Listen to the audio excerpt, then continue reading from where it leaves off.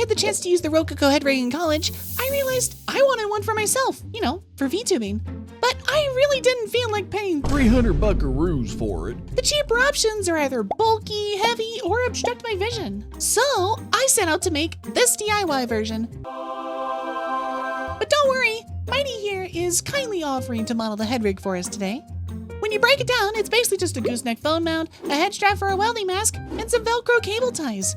The head strap comes with a twisting screw in the back for tightening down, the two straps up top allow me to attach my head tracker, and the fabric is removable and washable for when it gets all ugh. The whole thing is so thin and versatile that I've been able to easily attach the phone mount with room to spare for a nice set of comfy headphones.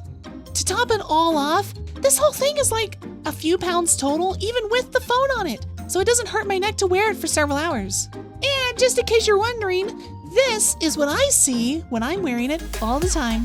All parts are linked for your convenience for like 30-40 bucks total, depending on where you are, so if you're ever thinking of buying the Headrig for full body tracking, why don't you save yourself the cash and get something like this instead?